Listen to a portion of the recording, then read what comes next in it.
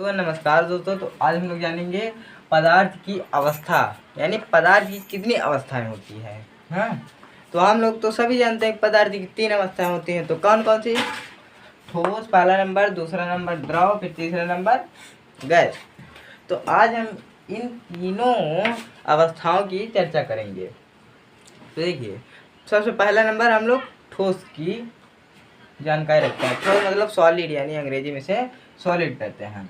ठोस का जो आकार होता है और आयतन दोनों निश्चित होता है।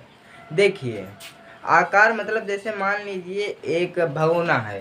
हाँ, अब उस भगोने का आकार भी निश्चित है और आयतन भी निश्चित है। हाँ, अब उसमें अगर बर्फ या लकड़ी का टुकड़ा डालेंगे तो जितना आयतन घेरेगा या आकार घेरेगा, आयतन जितना घेरेगा उतना ही रहेगा, उससे ज़्यादा तो फैलेगा नहीं। ठोस चीज़ क्या होती है? अब जैसे मान लीजिए मार्कर है, अगर हमने इसे कहीं पास रख दिया, ऐसे हाथ पर रख दिया तो ये क्या कहते हैं, जगह तो नहीं छेका, बस उतने पे ही है।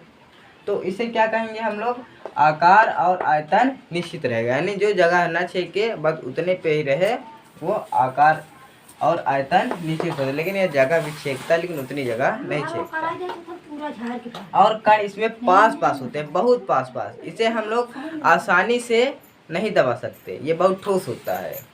ठोस से ऐसे ही पता चल रहा है, आसानी से नहीं दबा सकते क्योंकि ठोस है। हाँ, क्या होता है? सॉलिड, इसे आसानी से नहीं दबाया जा सकता। उदाहरण के तौर पर जैसे पत्थर हो गया, पत्थर ठोस होता है, इसे दबाया नहीं जा सकता, इसके कण पास पास होते हैं, आकार और आयतन दोनों निश्चित होते हैं।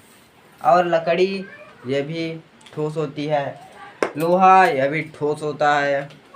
तो यह रहा हमारा ठोस। अब चलिए देखते हैं दूसरा। देखिए इस तरफ देख लेते हैं, सॉलिड यानी इसका आकार देखिए बहुत पास पास है, बहुत पास पास। तो ये ठोस होता है, इसे दबाया नहीं जा सकता। अब दूसरा नंबर द्रव, लिक्विड। इसका आयतन निश्चित होता है और आकार निश्चित नहीं होता है। समझिए, जैसे मान लीजिए एक भगोना है, उसका जो आयतन है वह, भगोना तो अब इतना बड़ा है तो अब उसको बड़ा तो हो ही नहीं कह सकते, उतना ही बड़ा है।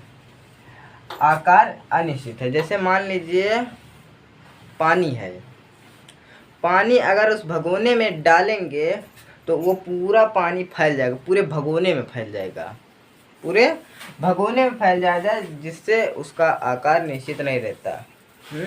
आकार मतलब उस पानी भगोने में डालेंगे तो पूरा फैल जाएगा, और आयतन मतलब वो भगोना। तो यह होता है। और इसके कण थोड़े दूर दूर होते हैं, यह लिक्विड में रहता है। लिक्विड जैसे उदाहरण के तौर पर पानी हो गया, दूध हो गए, तेल हो गए, ये सब लिक्विड में रहते हैं। हाँ, इसके कण थोड़े दूर दूर होते हैं, जैसे इसमें है लिक्विड, थोड़े दूर दूर होते हैं। तो यार ये अवस्था, दूसरी अवस्था। अब चलिए देखते हैं तीसरी अवस्था। तीसरी होती है गैस।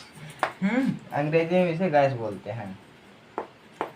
इसका आकार निश्चित रहता है, और इसके कण बहुत दूर दूर होते हैं, बहुत दूर दूर। गैस हमारे आसपास, हमने हवा में बताया था ना कि हमारे आसपास हवा चल रही है, उसी हवा को ही हम लोग गैस कहते हैं। अगले पार्ट में हमने बताया था। उदाहरण के तौर पर ऑक्सीजन, धुआं, भाप। भाप लिखा है यहाँ पास, ये है भाप। इसके देखिए कण बहुत दूर दूर हैं, ज़्यादा दूर दूर हो गए क्या? हाँ, क्या है इसके कण? ये गैस है, यानी ये बहुत दूर दूर हैं।